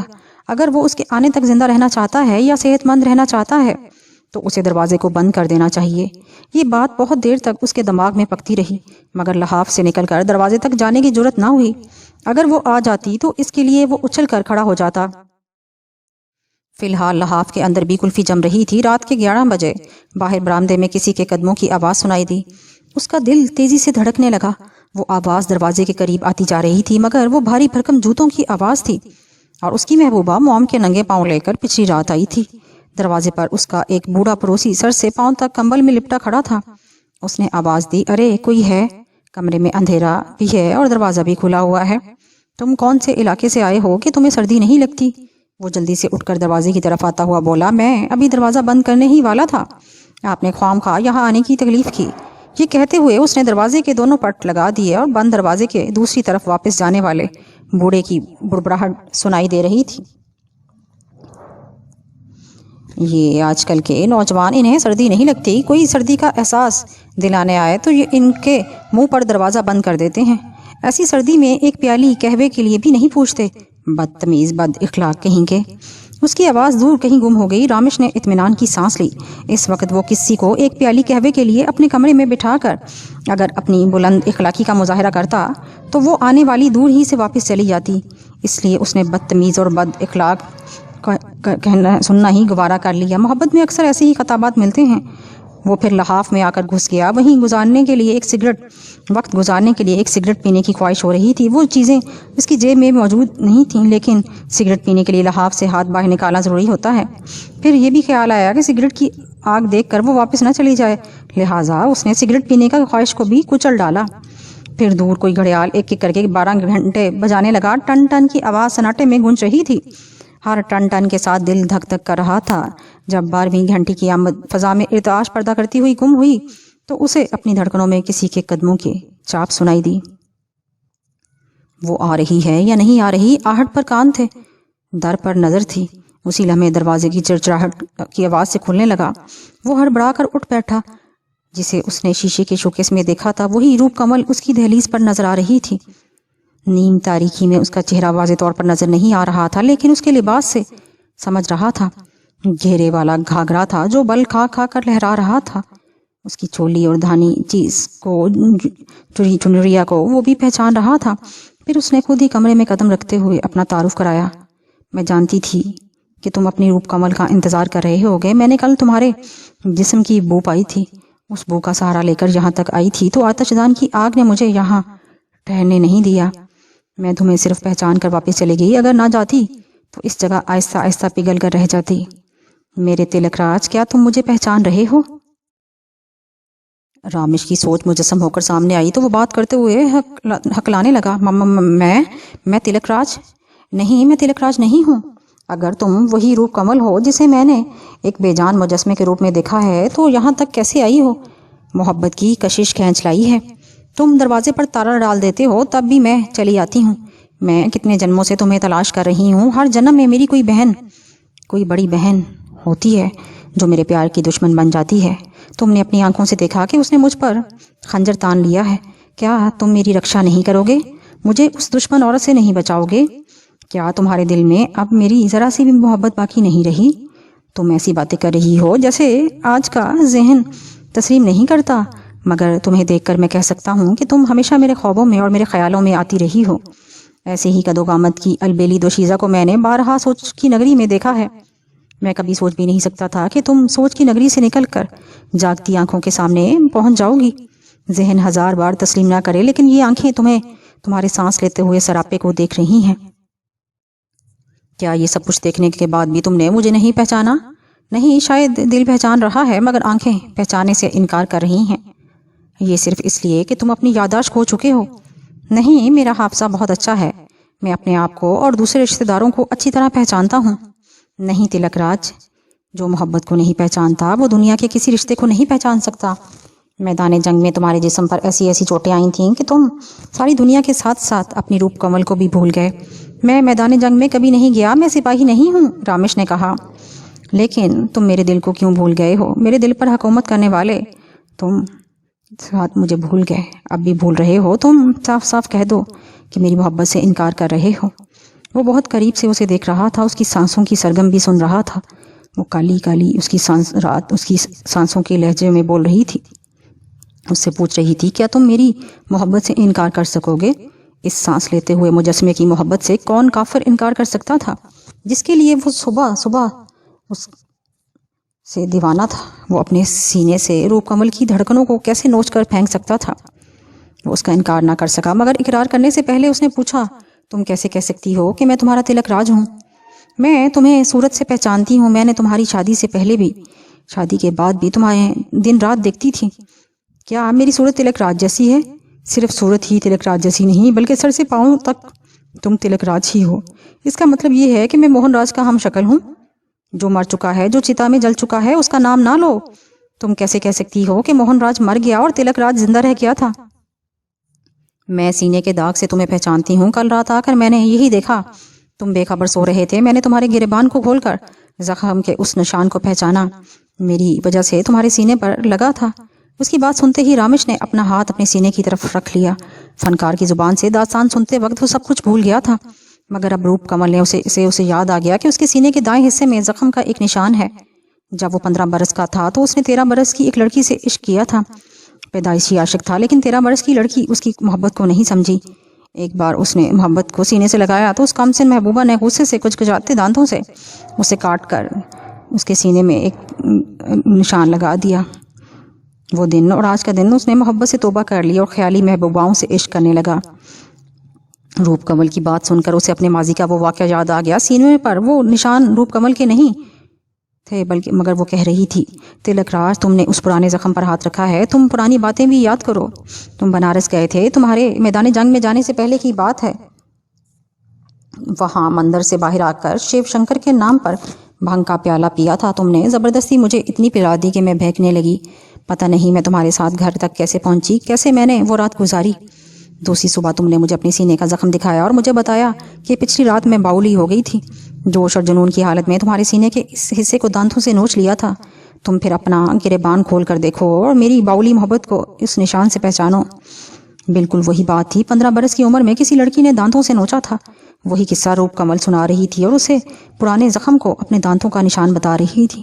یہ کیسے ممکن تھا کہ 15 برس کی عمر میں جو زخم لگا تھا، ٹھیک ویسا ہی زخم صدیوں پہلے بھی لگ چکا تھا؟ اگر وہ انکار کرتا تو روپ کمل اس انکار کو تسلیم نہ کرتی، کیونکہ زخم بھی وہی تھا اور اس کے پتی کی صورت والا بھی وہی تھا۔ پھر یہ کہ وہ بھی ذہنی طور پر الجھا ہوا تھا۔ برسوں سے اس کا دماغ یہی سوچ رہا تھا کہ کوئی حسین دوشیزہ کبھی اس کی زندگی میں آئے گی اور اس کی زندگی میں انقلاب برپا کر دے گی۔ ابھی تو اس کی کھوپڑی میں انقلاب آ رہا تھا، کبھی تو وہ سوچ رہا تھا کہ روپ کمل اچانک ہی اس کی زندگی میں آئی ہے، کبھی اس کا خیال بہک رہا تھا کہ وہ اس پراسرار البیلی محبوبہ کو برسوں سے جانتا ہے، بلکہ محبوبہ کی داستان کے مطابق اسے جنم جنم سے پہچانتا ہے۔ کچھ عجیب سے تاثرات تھے جن کے زیر اثر وہ روپ کمل کی طرف جھکتا جا رہا تھا۔ تلک راج، اس طرح تمہاری یادداشت واپس نہیں آئے گی، تم میرے ساتھ آؤ، میں تمہیں اس جگہ لے چلتی ہوں جہاں تمہیں سب کچھ یاد آ جائے گا۔ یہ کہہ کر وہ دروازے کی طرف بڑھنے لگی۔ اسے یقین تھا کہ یہ اس کے پیچھے آئے گا، کیونکہ فولاد کتنا ہی ناقابل شکست ہو، وہ مغناطیس کی طرف کھینچا جاتا ہے۔ وہ خوبصورت اور معنی خیز لفظوں سے تراشتے ہوئے شیر کی طرح سوچ کی ہتھیلی سے نکلی جا رہی تھی، اور رامش اس کی تفسیر تک پہنچنے کے لیے اس کے پیچھے پیچھے کھینچا چلا جا رہا تھا۔ وہ دروازے سے باہر آ گئے، مکان کے برآمدے سے اتر کر سڑک کے کنارے پر پہنچ گئے۔ وہ سڑک پار کر کے اندھی گلی کی جانب جانے لگی، یہ بھی اس کے نقش قدم پر چلتا گیا۔ شکستہ عمارت کے سامنے پہنچ کر وہ پختہ زینہ آ گیا جو تہہ خانے کی سمت جاتا تھا۔ زینے کے آخری سرے پر وہ دروازہ تھا جس پر بڑا سا تالا لگا ہوا تھا، مگر اب وہ دروازہ شیشے کی طرح شفاف تھا، اس کے پار دیکھا جا سکتا تھا۔ وہ دروازہ بادل کی طرح ملائم تھا جس سے گزر کر وہ آس پاس کی چیزوں کا جائزہ لے سکتے تھے۔ وہ روپ کمل کے ساتھ دوسری طرف پہنچ گیا۔ رامش کے دماغ پر عجیب سی دھند چھا رہی تھی۔ وہ خوف کے اس ماحول میں پہنچا تھا، پھر بھی دماغ حاضر تھا۔ وہ بعد میں سوچ سکتا تھا کہ ایک مکفل ٹھوس دروازے سے کس طرح گزر کر تہہ خانے کی راہداری میں پہنچ گیا۔ بوڑھے فنکار نے اس تہہ خانے کو مکفل کرنے سے پہلے وہاں کی تمام بتیاں بجھا دی تھیں۔ روپ کمل نے دیوار کی طرف بڑھا کر سوئچ آن کر دیا۔ اب وہ مرکری بلب کی دھیمی دھیمی روشنی میں بہت کچھ دیکھ سکتا تھا۔ اندر ہال میں مجسموں تک پہنچنے کے لیے وہاں کا دروازہ بھی بند تھا، مگر اس وقت تک ٹھوس نہیں تھا، بس وہ بادلوں کے آر پاس گزرتا جا رہا تھا۔ اس ہال کے پہلے شوکیس میں جہاں ایک رسی لٹک رہی تھی، اس کے متعلق بوڑھے فنکار نے بتایا تھا کہ بنگال کا ایک جادوگر اس رسی پر چڑھتا ہوا آسمان تک پہنچ گیا تھا۔ وہی جادوگر اب رسی کی بلندی سے اترتا ہوا نظر آ رہا تھا۔ وہ واپس زمین پر آ کر چاروں طرف جھک جھک کر داد وصول کرنے کے انداز میں سلام کرنے لگا۔ چاروں طرف سے واہ واہ کی صدائیں بلند ہو رہی تھیں، تالیوں کا شور سنائی دے رہا تھا۔ رامش حیرانی سے چاروں طرف دیکھنے لگا، تب اسے پتہ چلا کہ وہ روپ کمل کے ساتھ چلتا ہوا شوکیس کے اندر پہنچ گیا ہے۔ اس نے حیرانی سے پوچھا، یہ آواز کہاں سے آ رہی ہے؟ रूप कमल ने जवाब दिया, शहनशाह जहांगीर का दरबार लगा हुआ है, एक जादूगर अपने कमालात दिखा रहा है, आओ मैं तुम्हें इस दरबार में ले चलती हूँ। वो आगे बढ़ गई, वो पीछे चलने लगा। फिर शहनशाह जहांगीर का वही दरबार नजर आया जिसे बूढ़े फनकार ने मोम के मुजस्समा तराश कर बनाया था। जहांगीर एक तख्त पर बैठा हुआ था। एक नौजवान औरत जो उसके सामने हाथ जोड़े खड़ी थी, उस वक्त वो नजर नहीं आ रही थी। एक जादूगर अपने एक हाथ में तलवार और दूसरे हाथ में एक लंबी सी रस्सी थाम कर आया। फिर सर झुकाकर अर्ज किया, जाहे पनाह, मैं बहुत दूर आसमान की बुलंदियों पर आपके दुश्मनों को देख रहा हूँ। मैं ये तलवार ले जा रहा हूँ, वहां जाकर उनका खात्मा करूंगा। आप मेरी वापसी के लिए प्रार्थना करना। ये कहकर उसने रस्सी का एक सिरा आसमान की तरफ उछाला। वो रस्सी तीर की तरह सीधी आसमान की तरफ गई। आंखें इस हद नजर तक देख सकती थीं। उसके बाद वो नजरों से ओझल हो गई। जादूगर दांतों में तलवार दबाकर दोनों हाथों से रस्सी को थाम कर ऊपर चढ़ता जा रहा था। रामेश मोम के जहांगीर को देख रहा था और उसके तमाम दरबारियों को भी हैरानी से तक रहा था। जो अब मोम के नजर नहीं आ रहे थे, वो सब सांस लेते हुए जिंदा इंसान थे। उसकी महबूबा जो मोम की थी, वो भी उसके आसपास खड़ी तमाशा देख रही थी। जादूगर रस्सी पर चढ़ता हुआ हद नजर से आगे आसमान की बुलंदियों में गुम हो गया था। अब इस नादीदा बुलंदी से तलवारें चलने की आवाजें आ रही थीं। वो शहनशाह के दुश्मनों से तन्हा लड़ रहा था। जरा सी देर में इंसानी हाथ पांव कट कट कर जमीन पर गिरने लगे। सब लोग हैरानी से आसमान की तरफ देख रहे थे। लड़ने वाले नजर नहीं आ रहे थे, मगर मरने वाले के अज़ा कट कट कर जमीन पर आ रहे थे। आखिर में जादूगर का सर कट कर जमीन पर आ गया। तमाम लोग दम बखुद होकर जादूगर के कटे हुए सर को देख रहे थे और उसकी मौत पर अफसोस कर रहे थे। इतने में जादूगर की बीवी रोती पीटती शहनशाह के सामने आई। वो वही औरत थी जो पहले शहनशाह जहांगीर के सामने हाथ जोड़े खड़ी हुई थी। वो हाथ जोड़कर फरियाद करने लगी, जाहे पनाह, मेरा पति आपके दुश्मनों से लड़ता हुआ मारा गया है। वो आप पर कुर्बान हो गया। मैं उसकी इस खोपड़ी के साथ चिता में जलकर मर जाऊंगी। उस दौर के दस्तूर के मुताबिक फौरन ही चिता तैयार कराई गई। फिर इन सब दरबारियों के सामने जादूगर की बीवी अपने पति की खोपड़ी के साथ चिता में जलकर राख हो गई।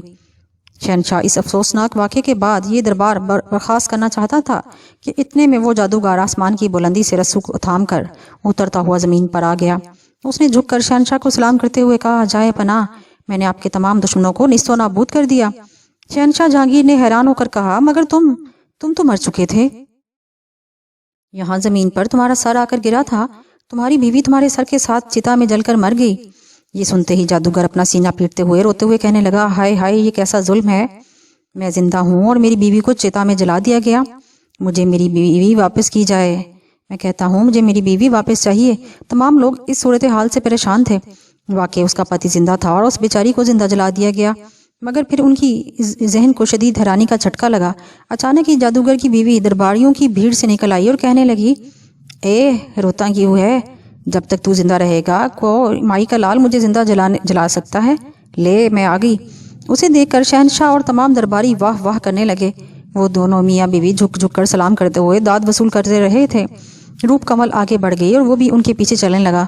वो एक के बाद दूसरे शोकेस की दुनिया में दाखिल होते जा रहे थे। रूप कमल ने उससे पूछा, क्या अब तुम्हें कुछ याद आ रहा है? रामेश ने नफी में सर हिलाकर कहा, नहीं, मेरे दिमाग की अजीब हालत है। मैं 20वीं सदी का इंसान हूँ और तुम न जाने मुझे किस सदी से गुजार कर ले जा रही हो। इन सदियों के दरमियान मेरा जहन उलझता जा रहा है। तुम्हारा जहन इसलिए उलझ रहा है कि जहांगीर के दौर को हमने अपनी आंखों से नहीं देखा था। उस वक्त हम मर चुके थे क्योंकि हम अकबर आजम के दौरे हुकूमत में पैदा हुए थे। आओ हम अपने बिछड़े हुए ज़माने में वापस चलते हैं, वहाँ तुम्हें सब कुछ याद आ जाएगा। वो रूप कमल के पीछे शोकेस की बदलती हुई दुनिया से गुजरने लगा। एक शोकेस में पहुंचकर उसे यूं लगा जैसे वो इस माहौल में पहले भी सांस ले चुका है। यहाँ उसने अपनी जिंदगी का बहुत सा हिस्सा गुजारा हो। उसे रूप कमल की आवाज़ सुनाई दी, ये वो ज़माना है जब तुम सब कुछ भूल चुके थे और तुम मेरे साथ और सवन कुमारी के साथ तीर्थ यात्रा के लिए यहाँ आए थे। वो सोचती हुई नज़रों से चारों तरफ देखने लगा। वो घने दरख्तों के साए में चल रहे थे। उसके दाएं तरफ एक दरिया बह रहा था और उसी तरफ से रूप कमल हौले हौले गुनगुनाती हुई चल रही थी। फिर उसने बाएं तरफ देखा तो सवन कुमारी नफरत से नजर आई। वो दो बहनों के दरमियान चल रहा था। अगरचे वो ये समझ रहा था कि वो 20वीं सदी का इंसान है, फिर भी उसका दिमाग रह रह कर बहकता जा रहा था।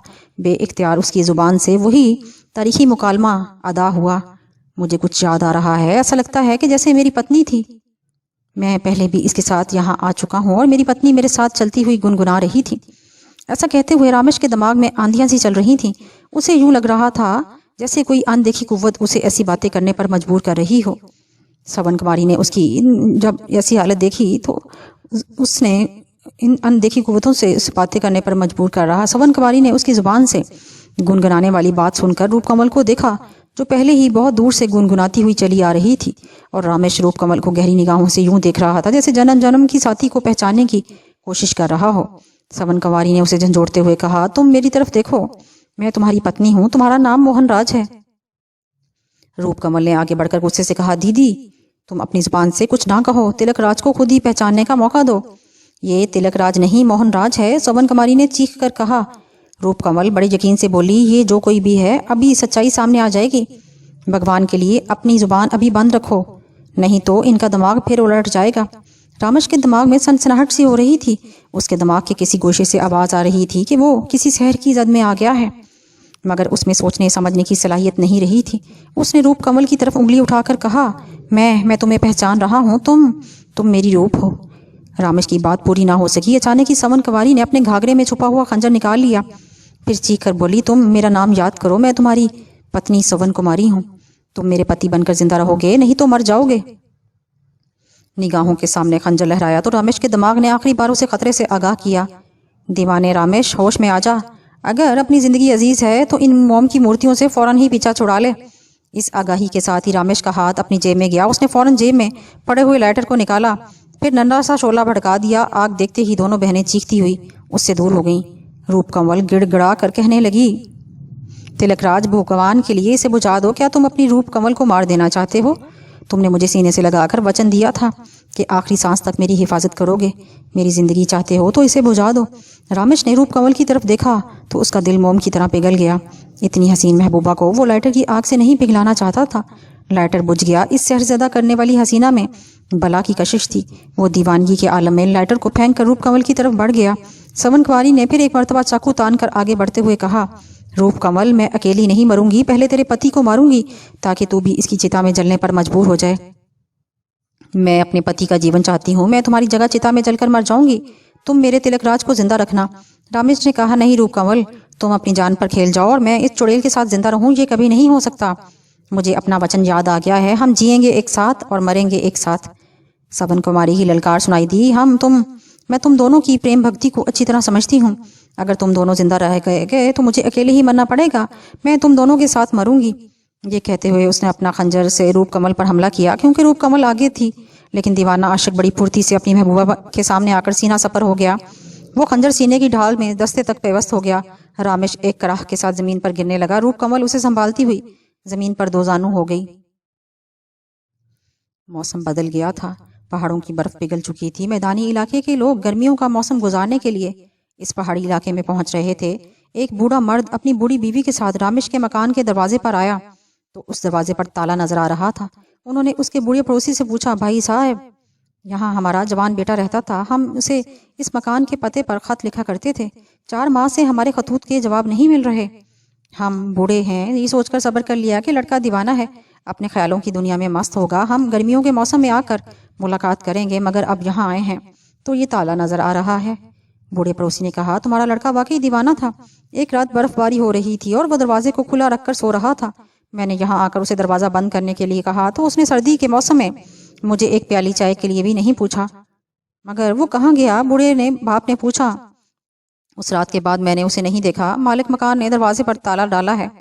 تم کہتے ہو وہ دیوانہ ہے، وہ سامنے اندھی گلی میں ایک بوڑھا فنکار رہتا ہے اور موم کے مجسمے بناتا ہے، شاید وہ فنکار ہونے کے ناطے اسے جانتا ہو، تم اس سے جا کر پوچھ لو۔ بوڑھا اپنی بیوی کا ہاتھ تھام کر سڑک پار کرتا ہوا اندھی گلی کی طرف جانے لگا۔ موم کے مجسمے کا سائن بورڈ پڑھ کر اس نے وہاں سے ایک آدمی کے فنکار کے بارے میں پوچھا تو اس آدمی نے جواب دیا، موم کا یہ خنم خانہ تو اب تو تمام دن کھلا رہتا ہے، یہاں باہر سے آنے والوں کی بھیڑ لگی رہتی ہے، تم اندر چلے جاؤ، وہیں اس بوڑھے فنکار سے ملاقات ہو جائے گی۔ وہ دونوں زینے سے اترتے ہوئے تہ خانے میں پہنچ گئے، وہاں ایک کاؤنٹر سے 1 روپے کا ٹکٹ لیا، پھر اندر چلے گئے۔ وہاں بہت سے لوگ مختلف شوکیسوں کے سامنے موم کے مجسموں کو دیکھ رہے تھے۔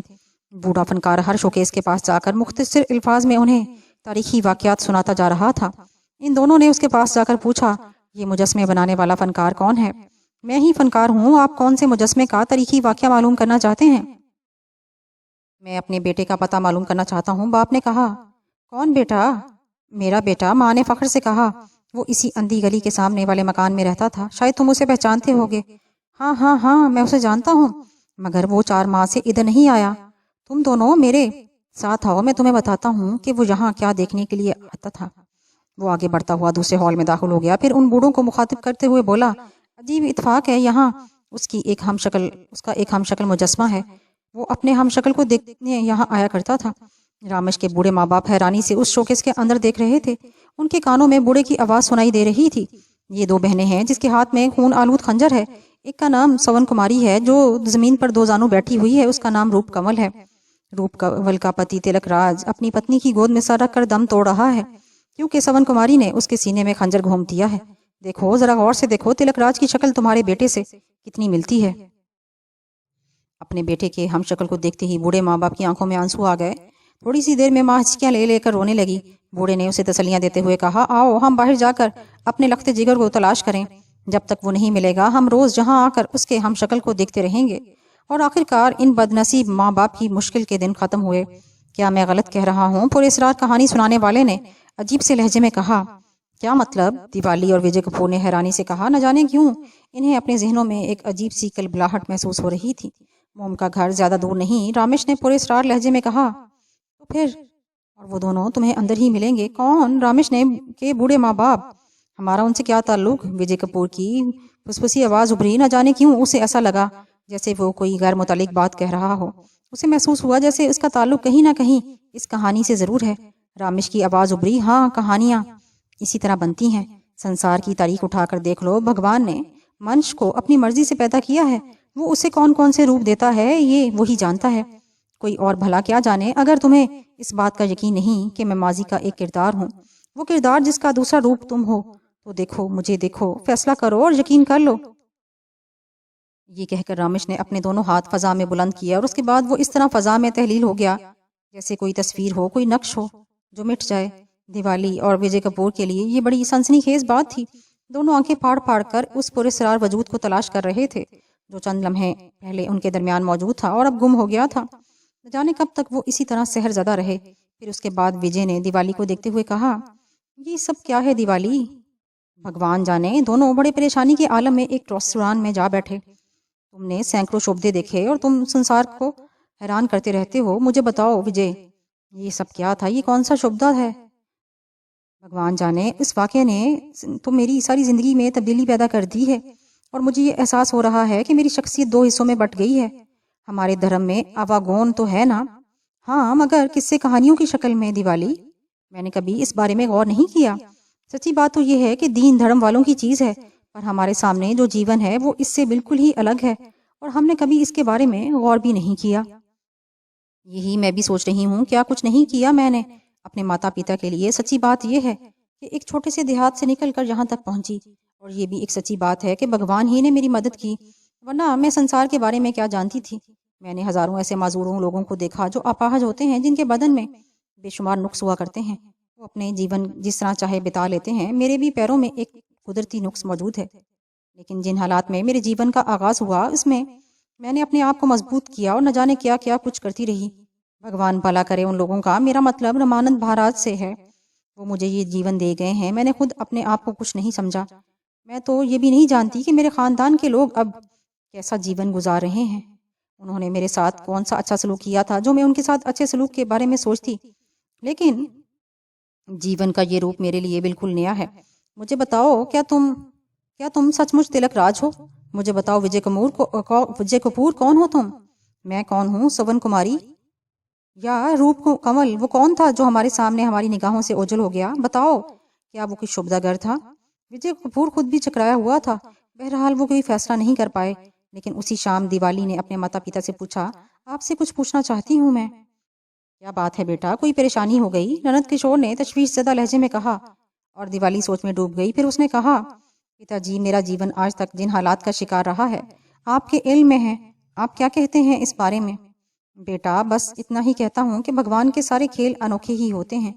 میں بڑے خلوص سے اپنا جیون بتا رہا تھا، پر جیون میں یہ اتنے سارے کھیل بھی ہونے تھے۔ تو پیدا ہوئی تو تجھ میں ایک قدرتی خرابی تھی۔ مجھ سے کسی نے وعدہ کیا تھا کہ ایک عمر پر تیرا آپریشن ہو جائے گا اور تو ٹھیک ہو جائے گی، پر جس نے وعدہ کیا تھا وہی سنسار میں نہ رہا اور میں معذور ہو گیا۔ میرے ساتھ خود بھی جو ہوا سب تیرے علم میں ہے۔ بس اور کیا لمبی کہانی کہوں، بھگوان نے تیری اس کمی کو ہی میرا سہارا بنا دیا۔ شرمندہ ہوں بیٹا تجھ سے۔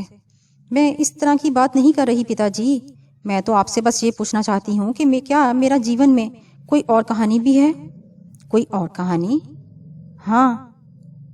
میں سمجھا نہیں بیٹا، کیا میرا کوئی اور ماضی بھی ہے؟ ارے کیسی باتیں کر رہی ہے تو، تیری جتنی کہانی ہے تیرے علم میں ہے، اور جو تیرے علم میں نہیں وہ میں تجھے بتا چکا ہوں۔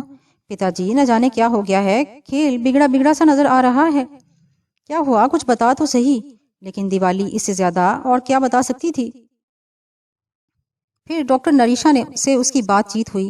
آپ نے ہر قدم پر میری رہنمائی کی ہے، بھگوان کی دیا سے آپ کا تعلق میرے دھرم سے ہی ہے نریشا جی۔ یہ بتائیں کہ کیا جنم جنم کا کوئی کھیل ہوتا ہے؟ ہمارے دھرم میں تو ہوتا ہے پگلی، یہ بھی کوئی پوچھنے کی بات ہے؟ ہاں، دوسرے دھرم والے اباگون کے اس کھیل کو نہیں مانتے، پر ہمارے ماتا پتا نے تو ہمیں یہی بتایا کہ منش کا جیون آنا جانا لگا رہتا ہے۔ میں عجیب چکر میں پھنس گئی ہوں، دیوالی نے کہا، اور پھر ڈاکٹر نریشا کو وہ ساری تفصیل بتاتی رہی، پھر بولی، اور وہ اس طرح غائب ہو گیا کہ ہم دیکھتے رہ گئے۔ یہ کوئی شبدہ نہیں تھا نریشا جی، میں نے یہ سوچا تھا کہ اپنے جیون کو ایک ایسی منزل تک لے جاؤں جہاں میرے ماتا پتا مطمئن ہو جائیں۔ اور میں آپ کو سچ بتاؤں ڈاکٹر نریشا جی، مجھے تو ان لوگوں سے بھی نفرت نہیں جنہوں نے ہمیں دو کوڑی کا کر کے رکھ دیا۔ آپ یقین کریں میں تو ان دونوں سے بھی پریم کرتی ہوں، میرا مطلب ہے جو میری دوست بھی رہیں اور میری سہیلیاں بھی، میری مراد کانتا وغیرہ سے ہے، میں ان کو بھی نہیں بلا سکتی۔ میرے من میں یہ بات تھی کہ ایک منزل پر آ کر میں اپنے تایا تائیوں کو بھی دیکھوں گی اور ان کی مشکلیں حل کروں گی، پر میری زندگی میں ایک نیا کھیل شروع ہو گیا ہے ڈاکٹر نریشا جی۔ وجے کپور کیا کہتا ہے؟ اس کی تو خود سٹی گم ہو گئی۔ اب آپ دیکھیں نا، میں عجیب سے انداز میں اس سے ملی ہوں، اور اس کے بعد جب وہ ڈر کر مجھ سے بھاگ رہا تھا میں نے اسے اپنی اصلیت بتا کر اسے اپنے قریب کیا۔ پر اب آپ یہ بتائیں کہ اب میں کیا کروں؟ پھر میری سمجھ میں تو یہ بھی نہیں آتا کہ اگر میرے ماضی کی کہانی سچ ہے تو میں سون کماری ہوں یا روپ کمل، کچھ پتا تو چلے مجھے۔ ڈاکٹر نریشا بھی سوچ میں ڈوب گئی، پھر اس نے کہا، اس سلسلے میں تمہاری تھوڑی سی مدد اور کر سکتی ہوں دیوالی، مگر اس کے لیے تمہیں میرے ساتھ ناگپور چلنا ہوگا۔ میں ضرور چلوں گی، میرا تو سارا جیون ہی الجھ کر رہ گیا، مگر ناگپور میں ہے کون؟ کشنوتا بھگوان۔ یہ کون ہے؟ ناگپور کے ایک مندر میں رہتے ہیں اور ایک بڑے زبردست گیانی ہیں۔ تم یہ سمجھ لو کہ سب گیان ان پر آ کر ختم ہوتے ہیں۔